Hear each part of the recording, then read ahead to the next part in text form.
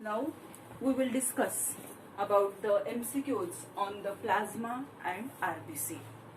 So the first MCQ is blood is defined as.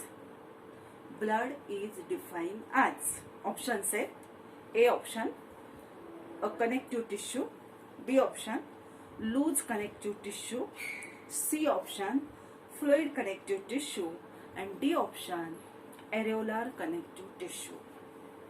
So, blood is defined as a fluid connective tissue or a liquid connective tissue.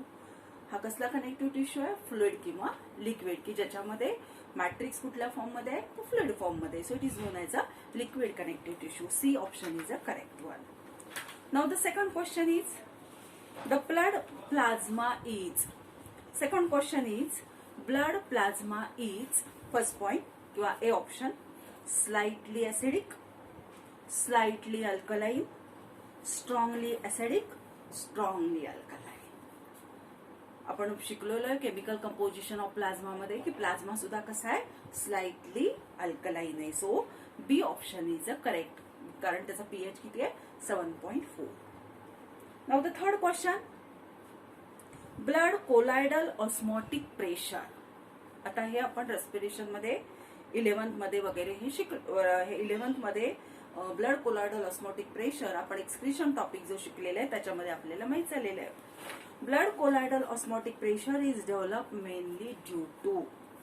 हे osmotic pressure कशामुळे develop होतं असं तिथे विचारलंय आणि options आहेत albumin, globulin, fibrinogen and heparin. पहा आता ग्लोब्युलिन ही अँटीबॉडी आहे, फायब्रिनोजेन क्लॉटिंगसाठी लागतं, हिपॅरिन अँटीकोएग्युलंट एजंट आहे आणि अल्ब्युमिन हे हेवी आहे.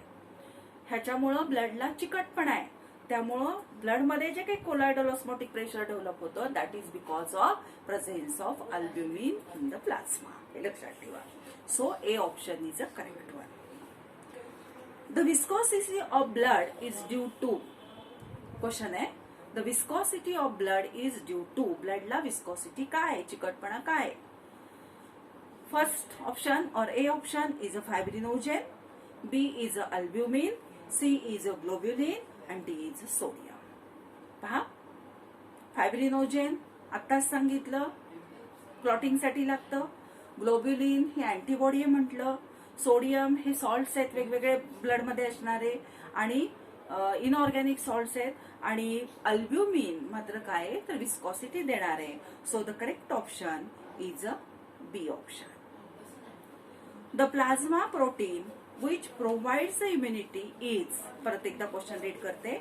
The plasma protein which provide immunity is. कुठलं आहे त्यांनी विचारलंय. Option A fibrinogen, option B albumin, option C globulin and D both B and C. Globulin काय सांगितलं होतं? ग्लोब्युलिन म्हणजे अँटीबॉडी आणि अँटीबॉडी काय करते तर आपल्याला रोगप्रतिकार शक्ती देते, म्हणजेच इम्युनिटी देते. म्हणजे आपला करेक्ट ऑप्शन कुठला असेल? ग्लोब्युलिन असेल आणि so C is the correct option. पुढचं पहा. पुढचा क्वेश्चन आहे प्लाझ्मा कॉन्ट्रीब्यूट अबाउट. प्लाझ्माचं प्रमाण किती आहे तुम्हाला विचारलंय. 45% of whole blood A option आहे, बी ऑप्शन आहे 55% of whole blood, C 60% of whole blood and D 20% of whole blood. आता प्लाझ्मा हा लिक्विड पोर्शन आहे, तो किती आहे म्हणून शिकवला मी तुम्हाला. तो असतो 55% आणि जर इथं सॉलिड पोर्शन विचारला असता तर तो किती टक्के असतो? तो असतो 44%. मग इथं या क्वेश्चनचा आन्सर काय आहे की plasma contribute about 55%. So the B option is a correct option. Now next the pH of blood is. माहिती आहे तुम्हाला सगळ्यांना किती असतो pH of blood is. Option कुठले पहा. A option 6.8, B option only 7, C option 7.4 and D option 8.2. So slightly alkaline. So the pH is 7.4. That is the correct answer. C option is the correct one. Now the next question is blood is ectodermal in origin, B option mesodermal in origin, C option endodermal in origin, and D option ectomesodermal in origin. आता आपल्याला हे माहित झालंय की blood हा liquid connective tissue आहे आणि connective tissue कसा तयार झालेला आहे तर मेझोडर्म पासून तयार झालेला आहे. म्हणजे ब्लडचं पण ओरिजिन कसं असणार आहे, मेझोडर्मल असणार आहे. म्हणून त्याला आपण काय म्हणतो, कुठला ऑप्शन करेक्ट असेल इथं, B option. So the B option is a correct. The process by which the blood cells are form is called. आता फॉर्मेशन म्हटलं की कुठला शब्द मी तुम्हाला लक्षात ठेवायला सांगितलं होता, पॉयसिस. आता इथं काय प्रश्न आहे परत एकदा रिपीट करते मी.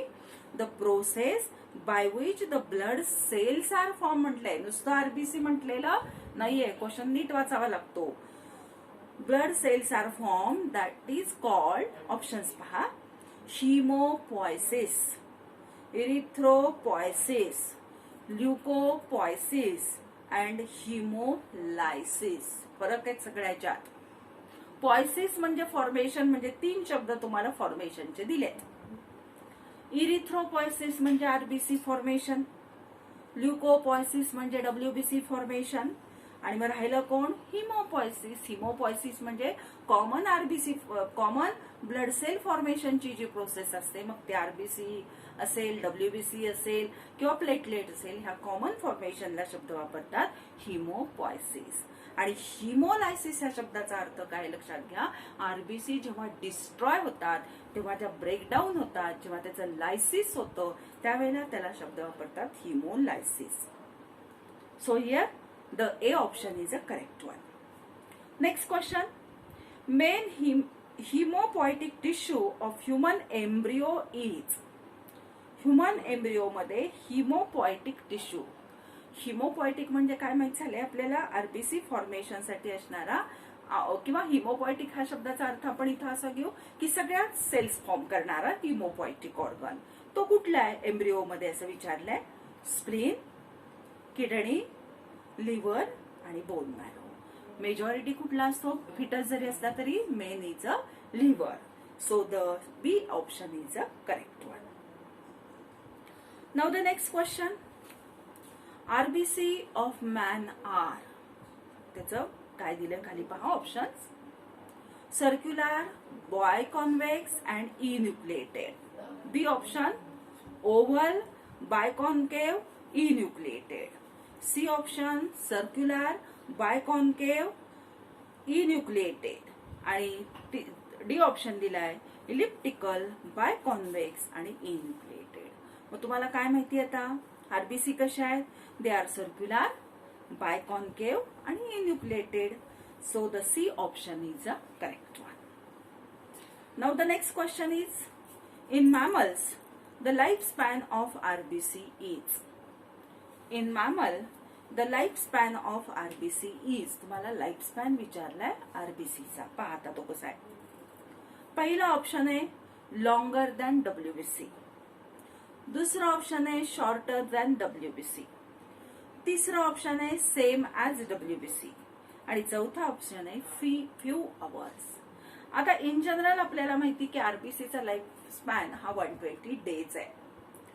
मग आता म्हणजे फ्यू अवर्स नाहीये, मग त्याच्यासाठी आपल्याला डब्ल्यूबीसी कम्पेअर केली म्हणलं डब्ल्यूबीसीचा माहित पाहिजे.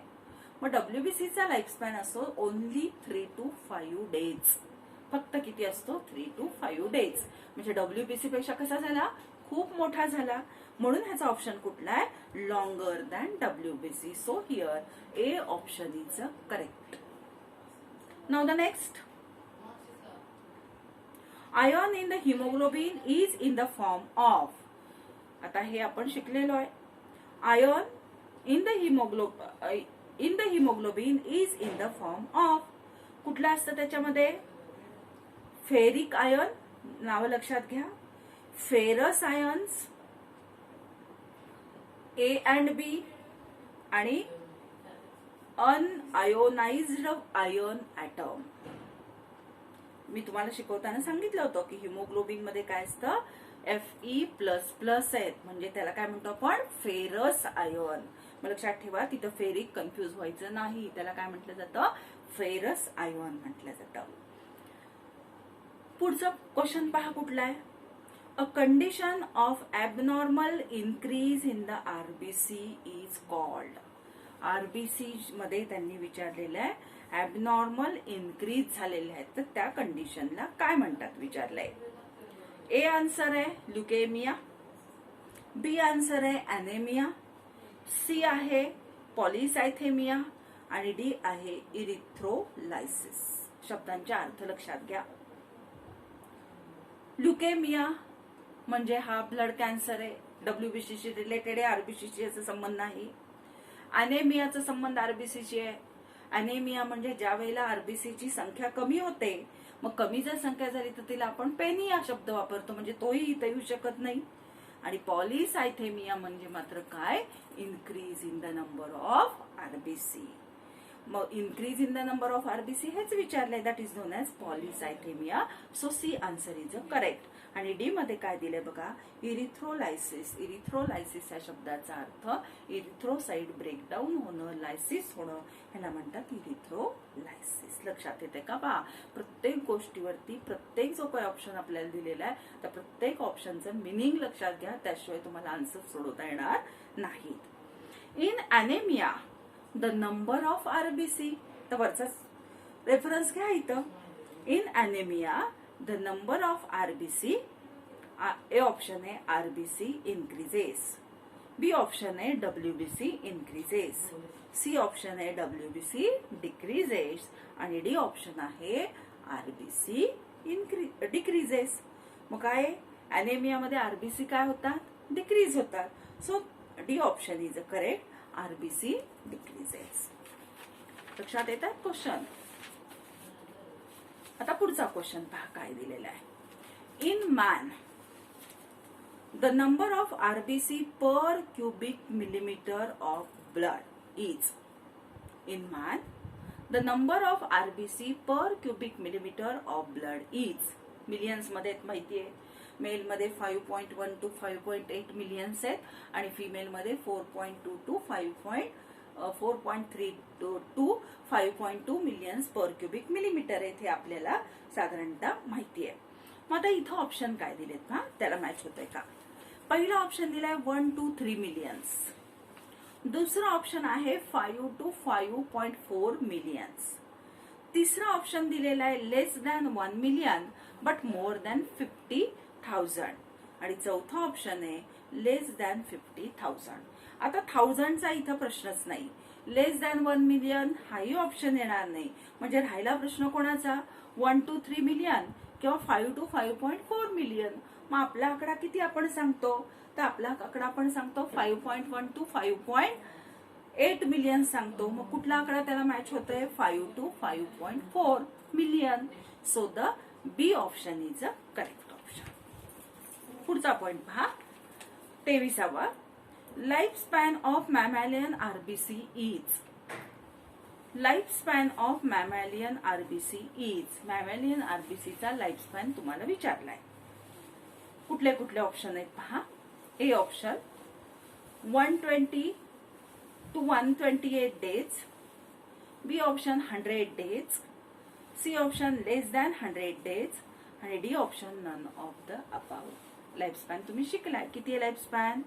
पहिला आन्सर करेक्ट आहे 120 to 128 days. Next point, next question. In man the amount of blood is. किती अमाऊंट मध्ये ब्लड प्रेझेंट आहे असं त्यांनी विचारलंय. 4 to 5% A option, 10 to 15% B option, 7 to 8% C option आणि मोर दॅन 5% हा डी ऑप्शन. तर आता आपण मगाशी शिकताना पाहिलं की 4 ते 6 लिटर एवढं ब्लड असतं, मग त्याचं पर्सेंटेज तुम्ही पाहिलं तर पर्सेंटेज मध्ये ते आपल्याला सांगता येतं की 7 to 8% असतं. So here the C option is a correct option. Next question. Number of RBC is more in the person living at a hilly region because. Question काय नीट लक्षात घ्या. Number of RBC is more in the person living at hills or hilly region because hilly region उंच डोंगराळ प्रदेशामध्ये राहणाऱ्या जे काही लोक आहे ह्यांच्यामध्ये नंबर ऑफ आरबीसी हा आपल्याशी कम्पेअर केल्या असता जास्त का असतो, तर त्याचं तुम्हाला कारण विचारलंय. ए ऑप्शन आहे there is a less oxygen. B option आहे air is more purified. C option आहे heat is required to warm the body. आणि चौथा ऑप्शन आहे नन ऑफ दीज. तर पहा एक एक आपण बघू. साधा आपण नेहमीच म्हणतो की जसं जसं आपण वर वर उंच उंच जातो तसं तसं आपल्याला ऑक्सिजनची काय लागते, कमतरता लागते. मग नेहमीच हे लोक कुठे राहतात, तशा उंच ठिकाणी राहतात, डोंगरावरती राहतात. आणि तिथं राहत असल्यामुळं तिथं काय असतं, हवेमध्ये बेसिकच ऑक्सिजन हा कमी असतो. मग त्यांच्या बॉडीला जी काही ऑक्सिजनची रिक्वायरमेंट आहे ही प्रॉपर व्हावी म्हणून आपल्याशी कम्पेअर केल्या असता त्यांच्यामध्ये आरबीसीची संख्या ही कशी असते, जास्त असते. कारण तिथं ऑक्सिजनचं प्रमाण हे कमी असतं. म्हणून तिथं ऑप्शन कुठला येईल, there is a less oxygen. So here A option is a correct answer. Next, name any mammal where the RBCs are nucleated. त्यांनी काय म्हणलेलं बघा, name any mammal where the RBCs are nucleated.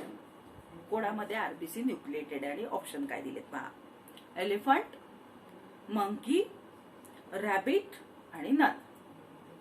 आता हे सगळे mammal आहेत, पण elephant मध्ये, मॅमल मध्ये, मंकी मध्ये आणि रॅबिट मध्ये ह्या कोणामध्ये ही न्यूक्लिएटेड आरबीसी नसते.